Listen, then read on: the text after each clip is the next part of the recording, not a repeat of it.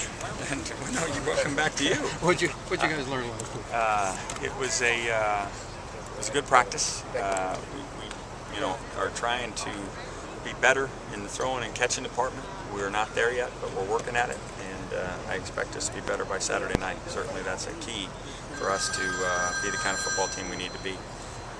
So we'll keep working towards that. But aside from that, I thought it was really good today, and excited about conference opener. What did you learn from last week's game? A whole bunch of stuff.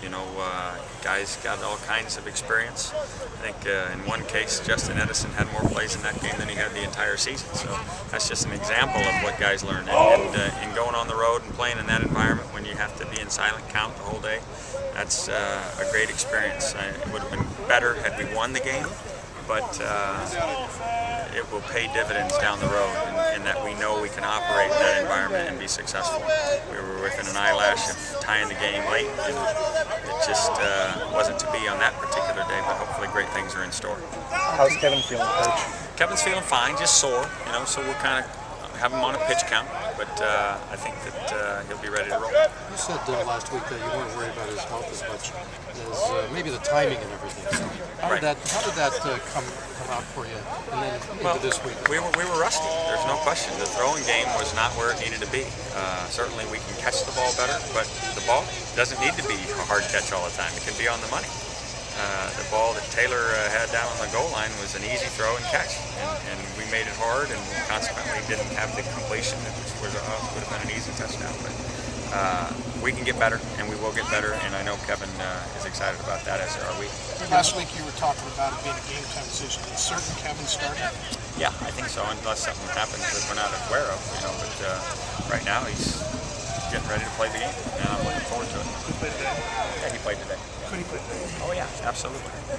So his passing, they weren't the greatest passes, but a lot of catches were catchable. I mean, passes were catchable. Yeah, but there needs to be more precision. We in the scrimmage not so long ago, we were sharp throwing the ball, and when you put a quarterback in the game that hasn't played a lot, we got to get back up to that sharpness. No question about it. Do you feel like your secondary is ready for the test that they're going to face against Andrew Luck this week?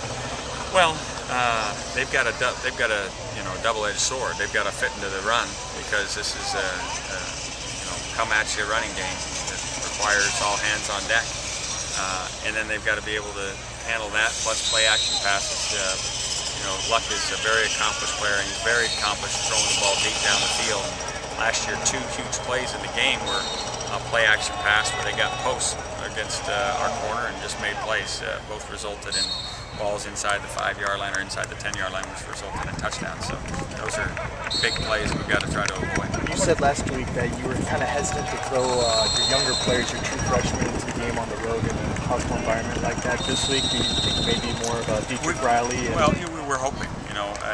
You got to be careful in saying yes, because if circumstances play out that doesn't get it done, you don't want those kids to not lose faith in you or don't trust you. But we're certainly hopeful we have the opportunity to get a lot of our young guys in the ball game. So you have Kevin, pitch count.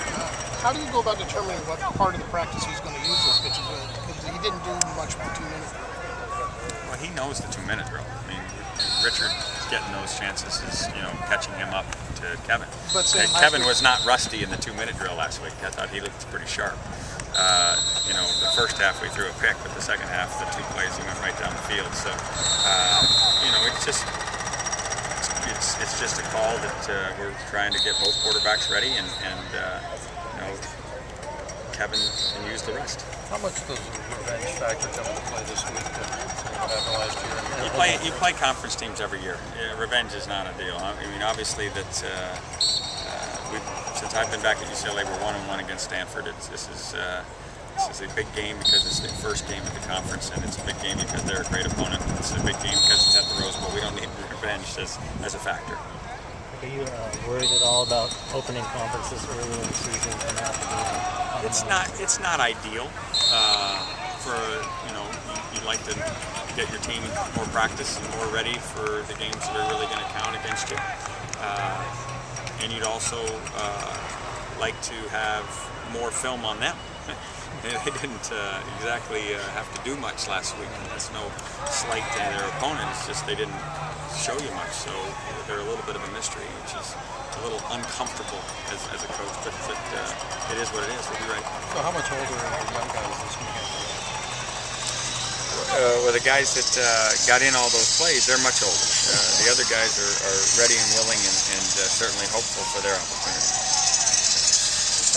Your kickers are kind of the walking wounded over there. Are they going to be okay for the weekend?